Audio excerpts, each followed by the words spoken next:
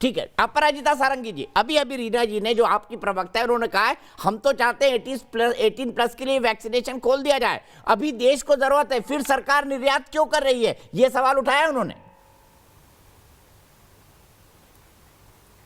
आप सबको मेरा नमस्कार।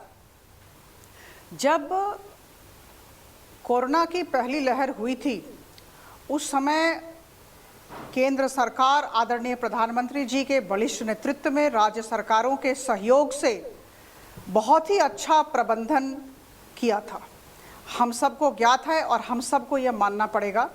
अभी दूसरी लहर आई है, हर दिन करीबन 1 लाख केसेस हो रहे हैं, लेकिन हम सबको यह विश्वास रखना होगा केंद्र सरकार पर और राज्य सरकारों पर कि जिस तरह प्रथम लहर का प्रबंधन हुआ था, जिस तरह प्रथम लहर का मैनेजमेंट हुआ था, उस तरह इस बार भी होगा। लेकिन मैं आप सबको बता दूं कि जैसा कि हम सब जानते हैं, सरकार और जनता दोनों का कर्तव्य है, दोनों का दायित्व है। अगर दोनों मिलकर काम करेंगे तो कोई असुविधा होगी नहीं।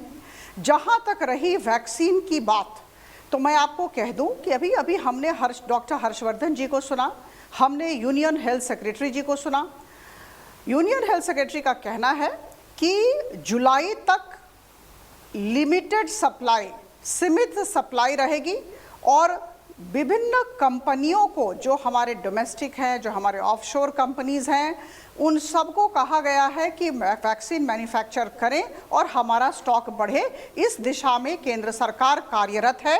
डॉक्टर हर्षवर्धन जी ने बहुत ही साफ स्पष्ट शब्दों में कहा कि वैक्सीन की कमी नहीं होने देंगे। और देखिए, उन्होंने तथ्य भी दिया। उन्होंने कहा कि बहुत सारे ऐसे राज्य हैं जो जहां पर 60% तक ही वैक्सीनेशन हुआ है, उनके पास वैक्सीन है लेकिन 60% ही वैक्सीनेशन हुआ है। तो इस बात को ज़्यादा तुल नहीं देना चाहिए। जब केंद्र सरकार कह रही है कि वैक्सीन की कोई कमी नहीं होगी, और जहां तक रही बात 18 वर्ष तक के लाने की, मैं कह दूं कि पर्याय क्रम में काम होता है। देखिए, ये गवर्नेंस की बात है, ये एडमिनिस्ट्रेशन की बात है। अगर हम फ्लड गेट खोल दें, अगर हम कह दें कि नहीं 18 साल तक सबको दिया जाए, तो हर एक वैक्सीनेशन सेंटर में केओस हो जाएगा, कंफ्यूजन होगा, मारामारी हो जाएगी। तो हमें वो प्रशासनिक दृष्टिकोण से भी हर चीज़ों को देखना पड़ता है।